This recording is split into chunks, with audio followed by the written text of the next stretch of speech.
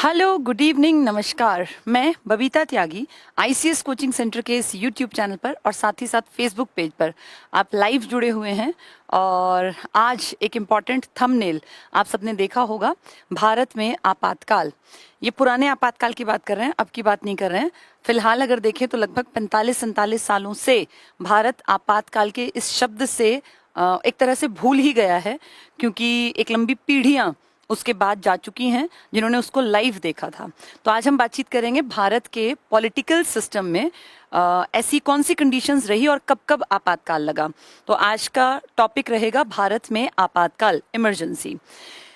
कहते हैं इमरजेंसी का जो कॉन्सेप्ट था, जब ये इंट्रोड्यूस हुआ तो हमारे जो बहुत बहुत इम्पॉर्टेंट रोल प्ले कर रहे थे संविधान की ड्राफ्टिंग कमेटी के जो चेयरमैन थे, जो हेड थे, डॉक्टर भीमराव अंबेडकर जी, इनसे पूछा गया कि सर आपात का मतलब क्या है।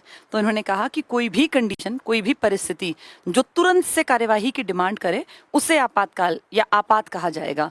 तो कभी भी अगर देश पे कोई एकदम से मुश्किलात आन पड़े तो देश में जो डिसीजन लेना पड़ेगा उसे हम कहेंगे ये आपातकालीन परिस्थिति के चलते डिसीजन लिया गया।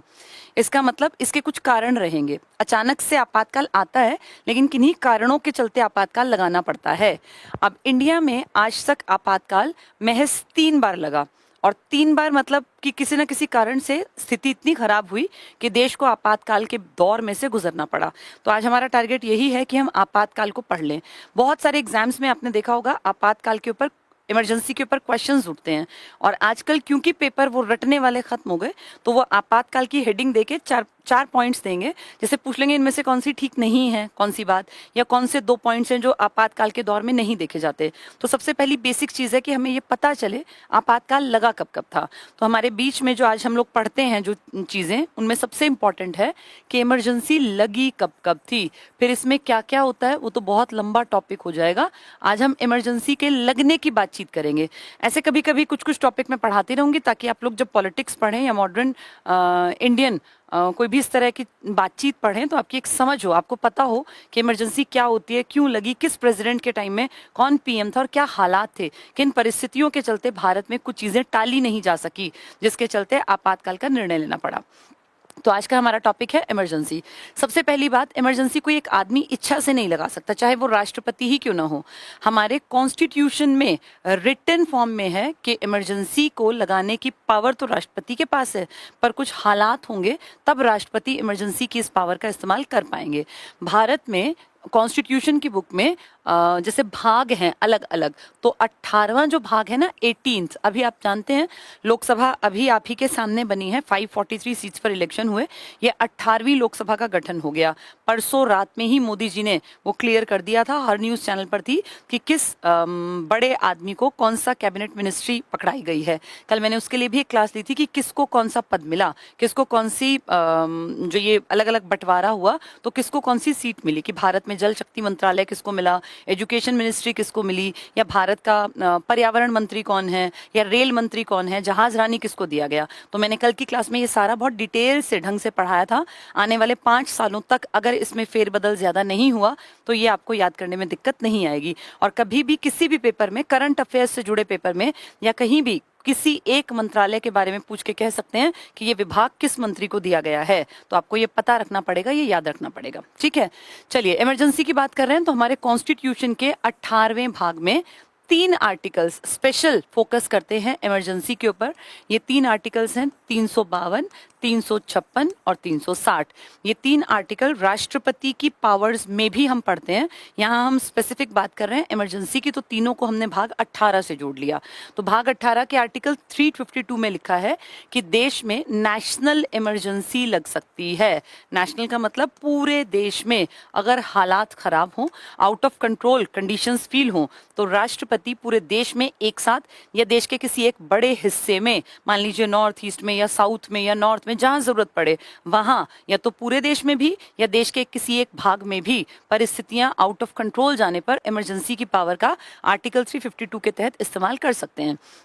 आज तक इस पावर का इस्तेमाल सिर्फ 3 बार हुआ है और 352 लगने के पीछे कारण हमेशा बड़े होंगे। ये बड़े कारण क्या क्या हो सकते हैं नेशनल इमरजेंसी के?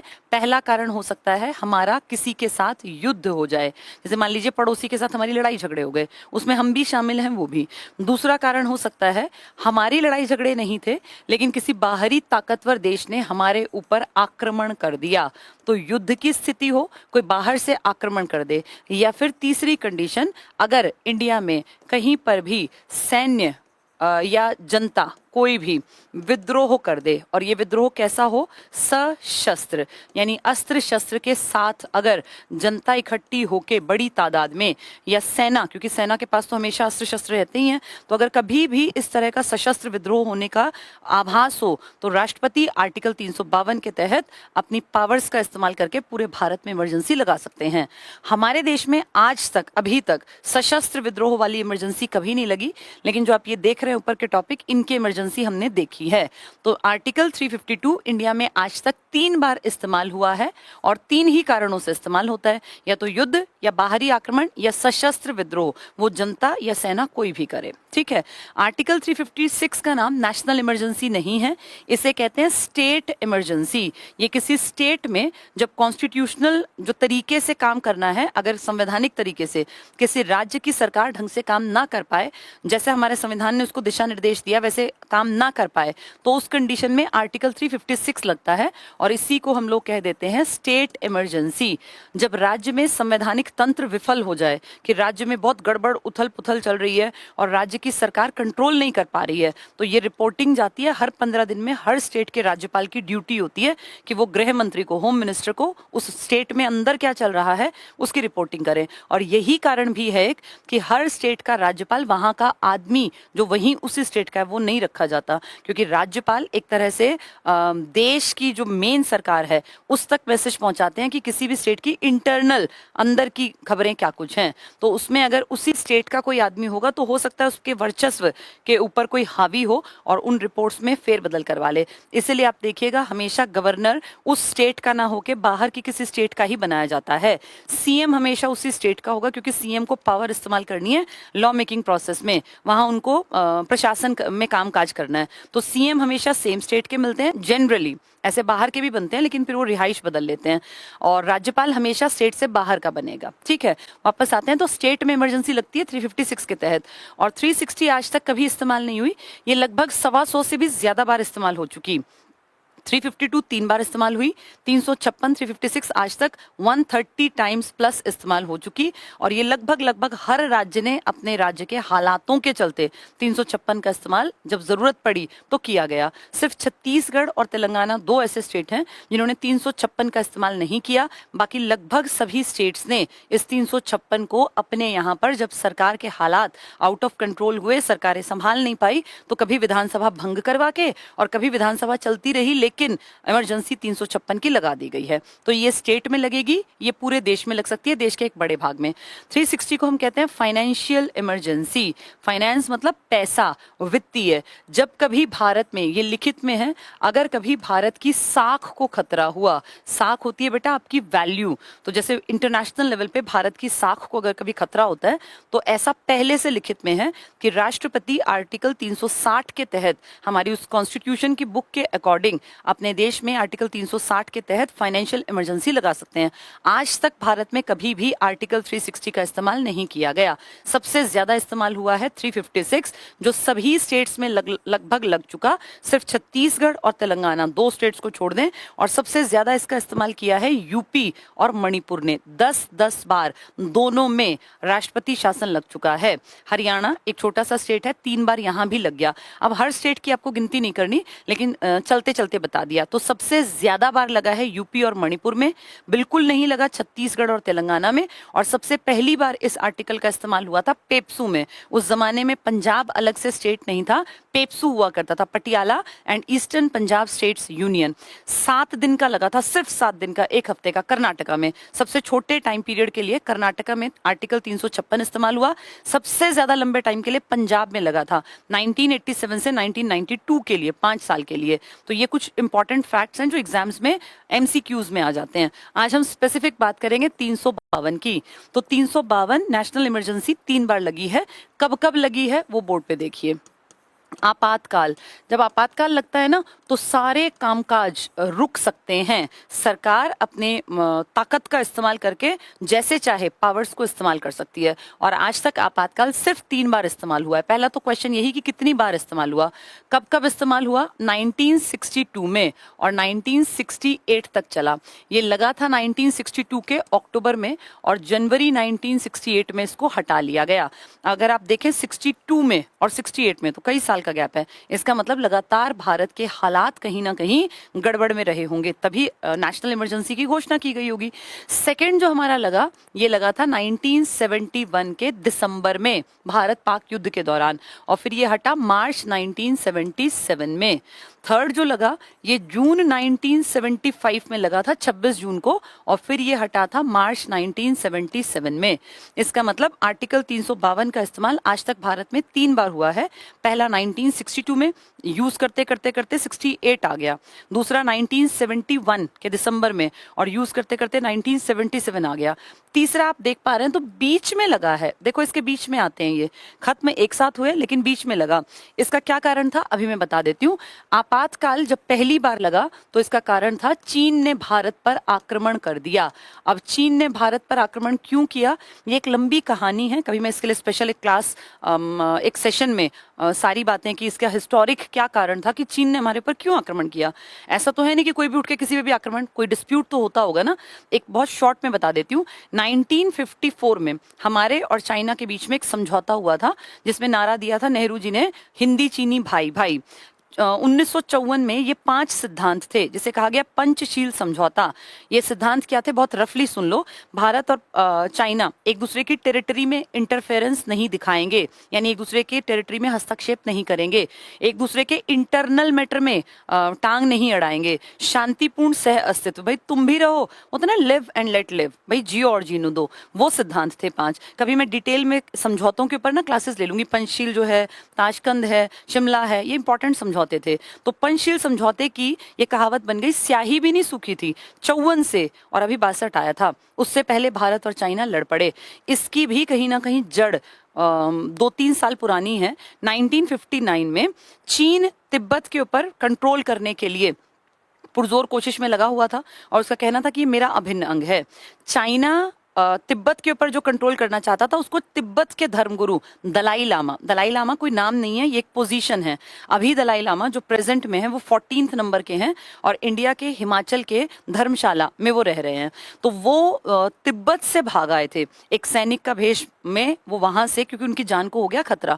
उन्होंने कहा चाइना मेरा मर्डर कर सकता है, तो वो अरुणाचल प्रदेश के रास्ते इंडिया में एंटर हुए। उन्होंने भारत की सरकार से शरण मांगी, और भारत ने 1959 में, सोचो नेहरू के टाइम में, उनको शरण दी थी, और आज तक वो धर्मशाला में ही रह रहे हैं। अब तुम सोचो कितने कितने लंबे जिए। जब वो वहां से भाग के आए थे ना बेटा अपनी जान बचाने के लिए, तो सिर्फ 24 साल के थे। 1935 उनका बर्थ ईयर है, हमारी आजादी से पहले उनका बर्थ हुआ था 1935। और जब वो यंग थे 1959 में, अब तुम लगा लो 35 से 55 तक 20 साल के, और 4 एक्स्ट्रा, यानी 24 साल का एक युवा तिब्बत से भागकर यहाँ आए थे, जो धर्मगुरु थे उनके 14वें नंबर के। तो हमने उनको यहाँ शरण दे दी। इस बात से चाइना हमारे साथ, एक होता है ना खुंदक निकालने वाला काम, कि इन्होंने मेरे, जो आदमी मेरा दुश्मन था उसको इन्होंने राजनीतिक शरण दे दी, और उसका बदला फिर कहीं ना कहीं डिस्प्यूट बढ़ते बढ़ते बढ़ते 1962 में चाइना ने हमारे 2 फ्रंट्स पे अपनी फौज भेज दी। एक तो जिसको आज तुम अरुणाचल कहते हो, एक्चुअल में वो अरुणाचल बाद में बना 1987 में, उससे पहले वो नेफा था, नॉर्थ ईस्ट फ्रंटियर एजेंसी। 1962 में चाइना की तरफ से एक भारी भरकम फौज नेफा की तरफ उतार दी कि इनके हिस्से पर कब्जा कर लो, और एक फौज उनकी बड़ा हिस्सा, बड़ी संख्या में हमारे लेह लद्दाख की बेल्ट के ऊपर जो हिस्सा है ना, यहाँ आ गई। 1962 में अचानक से जब ये हमारी तरफ बढ़े तो हम इसके लिए तैयार नहीं थे, और अगर थे भी तो रियलिटी ये है कि हम उनका मुकाबला नहीं कर पाए थे। उस मुकाबला ना कर पाने के कई सारे कारण थे। अगर हम हथियारों की होड़ की बात करें तो वो हमसे ज्यादा एडवांस थे उस जमाने में भी, और इंडिया को कहीं ना कहीं फील हुआ कि हमें बाहर से मदद ले लेनी चाहिए। 1 महीने बाद 1 महीने 1 दिन बाद चाइना ने अपनी फौज वापस बुला ली, जो नेफा अरुणाचल का बॉर्डर था यहाँ से। लेकिन डिस्प्यूट खत्म नहीं हुआ और आज तक चीन ने जिस लेह लद्दाख से लगती घाटी के इलाके पर कब्जा कर लिया था, वो आज तक भी उन्हीं के कब्जे में है। अक्साई चीन का आपने नाम सुना होगा, उससे लगता एरिया। तो 1962 में जब एकदम से ये प्रॉब्लम आई अक्टूबर में, तुरंत से भारत में जो राष्ट्रपति थे उस टाइम पर, राधा कृष्णन जी, एस राधा कृष्णन जी, उन्होंने आपातकाल की घोषणा कर दी। वो उसी टाइम नए नए ही राष्ट्रपति बने थे, तो 62 में ही उन्होंने राष्ट्रपति का पद संभाला था और 62 के अक्टूबर में ही चाइना के इस अटैक के कारण आपातकाल की घोषणा।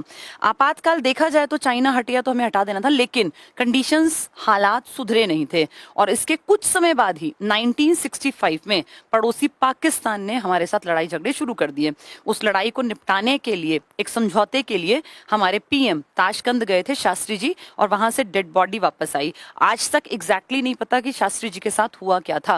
लोग कह देते हैं कि हार्ट अटैक आया, लेकिन बहुत सारे लोग ये भी कहते हैं कि शास्त्री जी की डेड बॉडी के जब अंतिम संस्कार किया गया तो पार्थिव शरीर को जब ऐसे लेके जाते हैं तो बहुत लोगों ने जब उनके चेहरे को देखा तो उनके चेहरे का रंग बिल्कुल काला और नीला पड़ा हुआ था। यानी कुछ लोगों को शक हुआ था कि शायद शास्त्री जी की मौत नेचुरल नहीं है, प्राकृतिक नहीं है, इन्हें जहर देके मारा गया। लेकिन इस बात का कोई सबूत, पुख्ता सबूत हमारे पास नहीं है। तो हालात सुधरे नहीं थे। 62 के हालात बिगड़े हुए, 65 में भारत पाकिस्तान युद्ध, 66 में शास्त्री जी का मर्डर। तो हालात जब तक सुधरेंगे नहीं तो आपातकाल को लगा के चलते चलते चलते चलते 68 आ गया।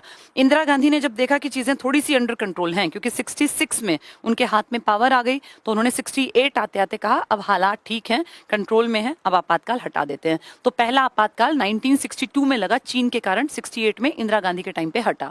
लेकिन आप देखो कुछ ही समय बाद 68 से 71 पाकिस्तान ने हमारे ऊपर दोबारा अटैक कर दिया। 65 का अटैक अभी थोड़े दिन पहले था, 5-6 साल ही हुए थे, दोबारा से अटैक कर दिया। 71 के अटैक के बाद हमने फिर से आपातकाल की घोषणा कर दी। इस आपातकाल को भी खींचते खींचते खींचते 77 ले आए। इसका कारण क्या था? पाकिस्तान का भारत के साथ जो आक्रमण कह लो, युद्ध कह लो, ये। और तीसरी बार जो लगा ये बीच में लगा। अगर मैंने आपको यहाँ देखो ध्यान से, मैंने 1965 में भारत पाक युद्ध बताया, लेकिन उस टाइम पे आपातकाल नहीं लगा। 65 में युद्ध तो हुआ, आपातकाल नहीं लगा। लेकिन यहाँ जब युद्ध भी नहीं हुआ तब भी आपातकाल लग गया। इसके पीछे लॉजिक ये है बेटा, जब लड़ाइयाँ होती है ना तब आपातकाल की कंडीशन सेम रहती हैं। जब तीसरा आपातकाल लगाया तो कोई लड़ाई नहीं थी। इस टाइम के आपातकाल को कहा जाता है, ये इंटरनल डिस्टर्बेंस के कारण इसे कहा गया था, आंतरिक अशांति के कारण, इंटरनल डिस्टर्बेंस। लेकिन मैंने आपको पीछे जो बताया तो कभी भी आंतरिक अशांति तो मैंने लिखा ही नहीं कि किसी कारण से हो सकता है। नेशनल इमरजेंसी जो मैंने आपको बताया, इसके 3 कारण बताए। क्या क्या? युद्ध, आक्रमण, बाहरी आक्रमण, या फिर सशस्त्र, या तो सेना विद्रोह कर दे या जनता। इसमें तो कहीं ये वर्ड ही नहीं था। एक्चुअल में ये वर्ड ओरिजिनल कॉन्स्टिट्यूशन में था, लेकिन इसका मिसयूज किया गया था कांग्रेस के राज में। इसीलिए मोरारजी देसाई, जब भारत के सबसे बुजुर्ग जो आज तक के प्रधानमंत्री हैं, उनके हाथ में पावर आई, तो उन्होंने 1978 में कॉन्स्टिट्यूशन की उस रिटन डॉक्यूमेंट में एक अमेंडमेंट करके लिखवा दिया कि ये जो शब्द है, जिसे आप कह रहे थे आंतरिक अशांति, ये अब के बाद यूज नहीं होगा, क्योंकि इसको कहीं एक्सप्लेन नहीं किया जा सकता। किसको अशांति माने? कुछ लोग इकट्ठे हो गए तो अशांति हो गई, या कोई अगर अखबार आपके खिलाफ लिख रहा है तो क्या ये अशांति है? क्योंकि इसको एक्सप्लेन नहीं किया गया था, इसलिए इस वर्ड को हटा दिया और कहा अब आगे से अगर कभी आपातकाल लगेगा तो या तो युद्ध या बाहरी आक्रमण या सशस्त्र विद्रोह हो। वो विद्रोह जनता करे, सेना करे, कोई भी। तो अब ये वर्ड आज की डेट में आपके कॉन्स्टिट्यूशन का पार्ट नहीं है। अब इंपॉर्टेंट क्या है कि जब ये तो है बेटा इसका नंबर, ये है इसका टाइम पीरियड, कब से कब तक रहा, और ये है इसका कारण। अब हम बात करेंगे इस टाइम पर राष्ट्रपति कौन थे, क्योंकि असली पावर तो राष्ट्रपति की है ना भाई। लिखित तो दिखाते हैं, 352 यूज करने की पावर किसकी है? राष्ट्रपति। राष्ट्रपति ही आपातकाल लगाएगा, पीएम आपातकाल नहीं लगा सकता।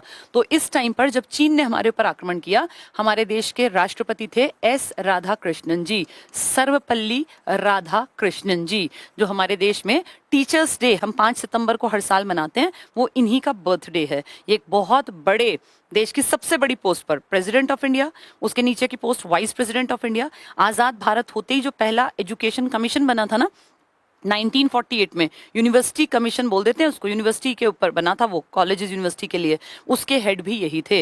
ये एक टीचर के रूप में अपने आप को ज्यादा बेहतर फील करते थे कि मेरी अगर कोई याद भी रहे तब तो ये जीवित थे। इन्हीं के सामने टीचर्स डे मनने लग गया था। राधा कृष्णन जी के जन्मदिन को ही हम आज तक टीचर्स डे मना रहे हैं। जब पाकिस्तान ने हमारे ऊपर आक्रमण किया तो हमारे राष्ट्रपति थे वी गिरी, वेंकट वराहगिरी। वी गिरी साहब भारत के पहले ऐसे राष्ट्रपति हैं जो किसी राष्ट्रपति की मौत के बाद उनकी जगह काम करने आए थे। जब कोई मौत के बाद आता है ना काम करने, बिना इलेक्शन के ही, सिर्फ मौत के बाद आ गए, तो हर कोई नहीं आ सकता, उसके लिए आपको उपराष्ट्रपति के पद पे होना जरूरी है। तो वी गिरी साहब उस टाइम पे उपराष्ट्रपति थे। भारत के तीसरे राष्ट्रपति की हो गई डेथ, डॉक्टर जाकिर हुसैन की। उनको हार्ट अटैक आया और 1967 में बने थे, 69 में वो एक्सपायर हो गए। उस टाइम पे कार्यवाहक राष्ट्रपति बने थे वी गिरी। फिर बाद में इन्होंने कहा कि भाई मैं इलेक्शन लड़के अपने 5 साल के लिए आऊंगा, किसी के बचे हुए समय के लिए नहीं। तो इसलिए वी गिरी साहब ने इस्तीफा दिया, उनकी मर्जी थी, बिना इस्तीफा दिए भी लड़ सकते थे। और फिर ये अपने 5 साल के लिए आए। जब ये दोबारा चुनकर आए राष्ट्रपति की कुर्सी पर, तब इन्होंने आपातकाल लगाया, मर्जी से नहीं लगाया, पाकिस्तान ने अटैक किया तब लगाना पड़ा। और तीसरे आपातकाल को इंदिरा गांधी ने लगवाया था, राष्ट्रपति को कहकर कि भारत की आंतरिक स्थिति खराब है, आंतरिक अशांति फैल गई है। हुआ क्या था, बहुत शॉर्ट में बता देती हूँ क्योंकि टाइम हो रहा है। 18 लाख की एक बड़ी भीड़ 1975 को 25 जून को, पूरी भीड़ 18 लाख, इमेजिन करो कितने लोग हैं। आज 18 लाख इकट्ठे होना नॉर्मल है क्योंकि सोशल साइट्स पे मैसेजेस बहुत जल्दी वायरल होते हैं, चीजें बहुत जल्दी लोगों तक पहुंचती हैं। लेकिन 1975 में कोई सोशल मीडिया नहीं था, टीवी चैनल सिर्फ एक हुआ करता था, रेडियो का भी चैनल एक था, आकाशवाणी विविध भारती। टीवी एक नेशनल टीवी था, पूरे दिन कुछ नहीं आता था टीवी रेडियो पर। उस जमाने में फोन भी इतने फ्रीक्वेंटली ये नहीं था कि आप यहाँ से वहां फोन लेके जा सकते हैं, मोबाइल तो थे ही नहीं। तो आप इमेजिन करो उस जमाने में, जबकि एक जगह से मैसेज दूसरा भेजने में कई कई दिन चिट्ठी पत्री चलते थे, एक साथ 18 लाख लोग इकट्ठे हो गए। कहां पर? दिल्ली के रामलीला मैदान में। और वो सब एक ही बात कर रहे थे। क्या कह रहे थे वो? एक बड़ा फेमस वो है, 2 लाइन है कि इंदिरा के लिए कहा गया था, ये पुराने किसी शायर ने, कवि ने लिखी थी, वो फेमस थी उस टाइम, कि सिंहासन खाली करो कि जनता आती है। ये उस टाइम पे फेमस कर दिया था। इंदिरा गांधी को कहा गया था कि सिंहासन खाली कर दो, ये पीएम की पोस्ट छोड़ दो, जनता आती है, मतलब जनता अपनी पसंद के कैंडिडेट को इस पे बैठाएगी। और उस टाइम पे इंदिरा गांधी ने कहा कि ये देश में अशांति फैलाने वाले लोग हैं और इनको बाहर से फंडिंग मिल रही है, गड़बड़ कर रहे हैं। तो उन्होंने राष्ट्रपति को फोन किया था, फखरुद्दीन अली अहमद, और इनसे कह के भारत में आपातकाल लगवा दिया था। फखरुद्दीन अली अहमद, लास्ट आपातकाल इन्होंने ही लगाया था। और 1974 में ये राष्ट्रपति बने थे, 77 में इनकी डेथ हो गई थी। आज तक राष्ट्रपति की कुर्सी पर सिर्फ 2 लोग कुर्सी पर बैठे बैठे कार्यकाल के बीच में चले गए। कोइंसिडेंस है, दोनों ही राष्ट्रपति मुस्लिम थे। पहले जाकिर हुसैन साहब चले गए और फिर फखरुद्दीन अली अहमद जी। तो ये राष्ट्रपति थे। और इसका लास्ट इंपॉर्टेंट पार्ट है, पीएम कौन थे। जब पहली बार राष्ट्रपति शासन लगा तो पंडित नेहरू भारत के पीएम थे। दूसरी बार लगा तो इनकी बेटी, पहली महिला प्रधानमंत्री। और जब तीसरी बार लगा तब भी इंदिरा गांधी। तो इसको याद करना जरूरी है क्योंकि पेपर में कुछ भी पूछ सकते हैं। अब देखो, ये तुम्हारे दिमाग में बैठना चाहिए। सबसे पहले कितनी बार 352 का इस्तेमाल किया? 3 बार। कौन कौन से ईयर? 1962, 68 तक चला, 71, 75 तक, 75 से 75 बोल दिया, 77 तक, 75 से 77 तक, यानी 1962, 1971 और 1975। 71, 75 एक साथ खत्म हुए 77 में, और पहले वाला 68 में, 68 में खत्म हुआ। पहले वाले का कारण चीन ने आक्रमण किया, दूसरे का कारण पाकिस्तान ने, और तीसरा शब्द जो इस्तेमाल किया था, आंतरिक अशांति, इंटरनल डिस्टर्बेंस। जो पहली बार में राष्ट्रपति थे, अब देखो राष्ट्रपति को कैसे तुम ट्रिक से याद करना। चीनी आक्रमण के समय में हमारे राष्ट्रपति कौन थे? राधा कृष्णन जी। बहुत ज्यादा जब चीजें पढ़ते हैं ना तो ये चीजें कहीं ना कहीं दिमाग में नीचे दब जाती हैं, फिर ये याद नहीं आती। तो इसका कोई ना कोई शॉर्ट ट्रिक बनाना चाहिए। वो ट्रिक जल्दी से बता देती हूँ, इसको ऐसे याद कर लेना। चीनी का भोग लगा देते हैं राधा और कृष्ण को, फिर भूलोगे नहीं। तो जब चीनी आक्रमण हमारे ऊपर हुआ, इंडो साइनो वॉर, किसी दिन मैं इसको भी एक टॉपिक के रूप में पढ़ा दूंगी, तब हमारा राष्ट्रपति की कुर्सी पर कौन बैठे थे? चीनी का भोग किसको लगाएंगे? राधा कृष्ण को, राधा कृष्णन जी। जब पाकिस्तान ने हमारे ऊपर अटैक किया तो पाकिस्तान ने बहुत ही गिरी हुई हरकत की। ऐसा सोच लेंगे कि भाई ये गलत था, आपस में इस तरह पड़ोसियों का लड़ना ठीक नहीं था। तो पाकिस्तान के टाइम पे कौन थे? गिरी, वीवी गिरी, वेंकट वराहगिरी। जब चाइना के साथ हमारा डिस्प्यूट हुआ तो उस टाइम पे कौन थे हमारे? राधा कृष्णन जी। चीनी का भोग किसको लगा? राधा कृष्णन जी को। पाकिस्तान के टाइम पे कौन थे? वीवी गिरी। और जब तीसरा एक फोन गया था, फोन करने वाली इंदिरा गांधी थी और फोन गया था फखरुद्दीन अली अहमद को। फ से फखरुद्दीन और फ से फोन, तो फखरुद्दीन जी को फोन गया। पीएम बाप और बेटी, दो ही लोग इस भारत में आज तक बाप बेटी की उस पर रहते हुए पीएम बने हैं, नेहरू, इंदिरा, इंदिरा। तो सन याद करने हैं, कारण याद करने हैं, प्रेसिडेंट याद करने हैं और पीएम याद करने हैं। ये पेपर में बेटा बहुत ज्यादा बार आते हैं और लगभग बच्चे जो ध्यान से नहीं सुनते वो चीजों को गलत कराते हैं। तो अगर कोई आपसे पूछे कि चीनी का भोग किसको लगा, तो राधा कृष्ण को। पाकिस्तान के टाइम पर क्या थे? वीवी गिरी। और आंतरिक अशांति का फोन गया था किसको? फखरुद्दीन अली अहमद को। पीएम कौन थे? पहली बार नेहरू, दूसरी बार इंदिरा, तीसरी बार भी इंदिरा। पहला कारण चाइना, दूसरा कारण पाकिस्तान, तीसरा इंटरनल डिस्टर्बेंस का नाम लिया गया था। बाद में ये शब्द ही हटा दिया हमारे कॉन्स्टिट्यूशन से। ईयर की बात करें 1962, 71, 75। 62 वाला 68 तक चला, 71 वाला 77 तक चला और 75 वाला भी 77। कितनी बार लगा? 3 बार। तो चीन, पाकिस्तान और इंटरनल डिस्टर्बेंस, नेहरू, इंदिरा, इंदिरा, राधा कृष्णन जी, वीवी गिरी साहब और नीचे फिर फखरुद्दीन अली अहमद। ठीक है, चलिए आज के लिए इतना ही पढ़ेंगे। और अब थोड़ी सी जानकारी मैं आपको दे दूं। हम लोग ICS कोचिंग सेंटर, ये हमारा एप्लीकेशन है बेटा, जिसपे मेरी क्लासेस डेली चलती हैं। और ICS कोचिंग सेंटर एप्लीकेशन को आप जाके प्ले स्टोर से डाउनलोड कर सकते हैं। इसको डाउनलोड करके आप कुछ क्लासेस इसमें जो फ्री की हैं वो देख भी सकते हैं। उसमें मैंने मॉडर्न हिस्ट्री के चैप्टर्स जो हैं वो कुछ क्लासेस फ्री में डलवाई थी ताकि एक तरह से बच्चा देख सके।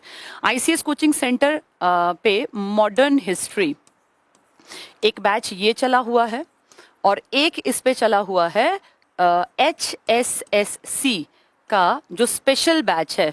और ये स्पेशल बैच क्रैश कोर्स को ध्यान में रख के कि एक टारगेट बेस्ड है क्रैश कोर्स, ये हम विद इन फ्यू डेज कहना चाहिए क्योंकि हमने टारगेट रखा है 2.5 महीने में इसको पूरा करा देंगे। हरियाणा में लगभग सारे पेपर दोबारा होंगे जो बच्चे अब भर्तियों में, क्योंकि आप जानते हैं हरियाणा में बड़ा डिस्प्यूट हो गया था, कोर्ट केस हुआ और माननीय कोर्ट ने कहा कि भैया ये पेपर आपको दोबारा लेने हैं। तो हरियाणा में बड़े लेवल पे पेपर होंगे 2 से 3 महीने के अंदर अंदर।